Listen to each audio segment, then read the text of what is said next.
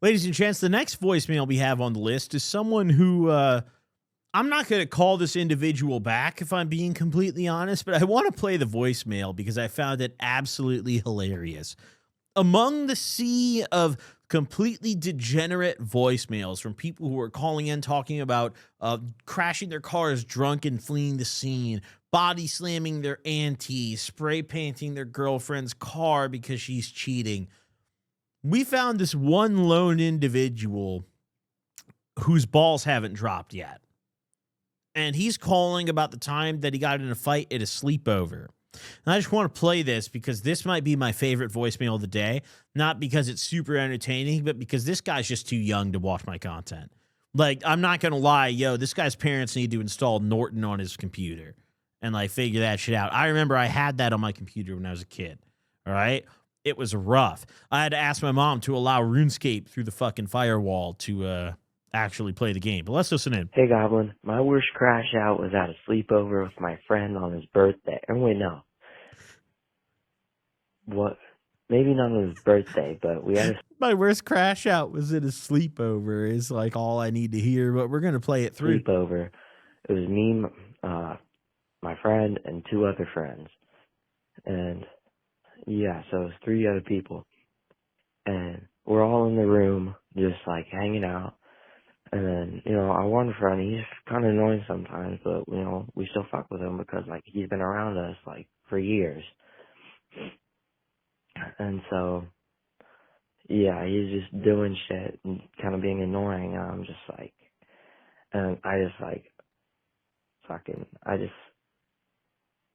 I just tackled him, and then we started fighting and stuff, and then... See, this is how I know that this guy is definitely a very young individual. Because when I was like 13, this was like if I got presented this call-in show when I was like 13, I would have called in and said something along these lines. Not even 2 years later, I was finessing my lifetime friends out of $10 for Xanax. Specifically, there was a kid that I went to elementary school with that I finessed out of $10 to buy fuck all. Actually, I think it was weed, not Xanax. But Xanax would have been the better outcome, at least in my retrospective opinion. However, let's keep listening here. He's like pulling my hair and shit, and then, but yeah, I tossed him to the ground a few times, but yeah, after that, we just kind of fucking, yeah, that's basically, that's like the main, yeah, that's what happened. And then he's telling the story like he's going to get grounded for saying it out loud. Like he's like, fuck, dude, Ma's listening through the crack in the floor.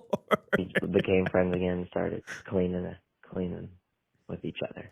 Man, I'm not going to call this guy back in total honesty because he is definitely too young to speak on this show, I think.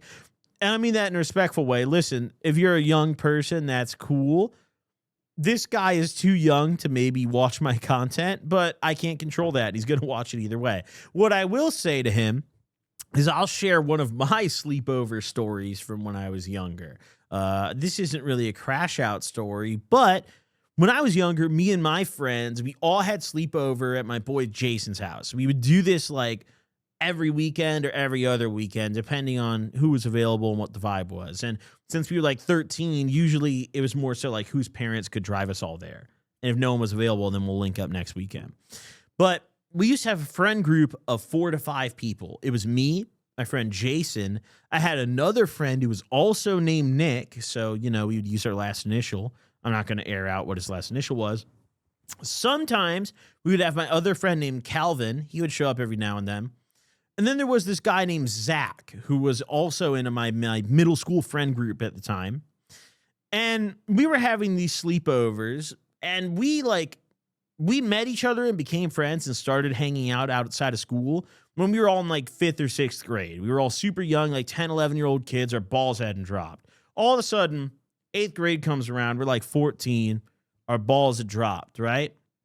So our friend Zach, I guess peak puberty, decides that he needs to jack off at the sleepover.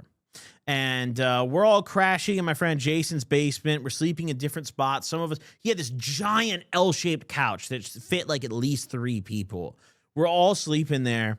And this kid jacks off onto a pillow.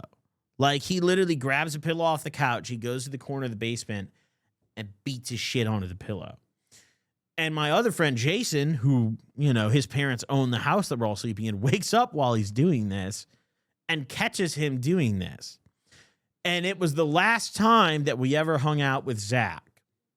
And Zach was an individual who, like, after this incident, we were all convinced, like, yo, he's going to shoot a school up. Like, this kid's fucked in the head. He's insane. What ended up happening with this kid is, from my understanding, he became a normal guy after this.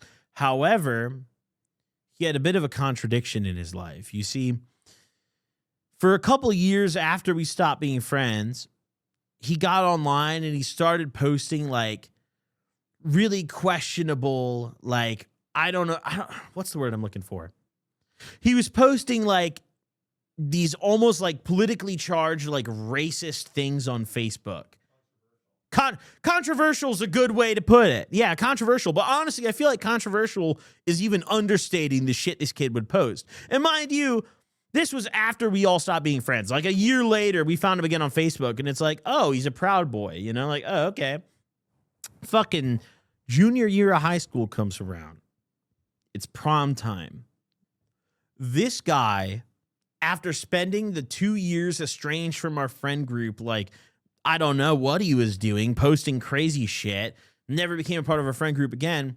He ends up settling down with this woman who is, like, an extremely left-leaning, like, posted on, like, back when we were in high school, like, super, super politically active girl who was, like, going to all the, like, rallies, the Democratic stuff, and, like, posting all that. She had some picture of her, like, on the stage asking, like, a question to some Illinois political candidate, like a T3 politician.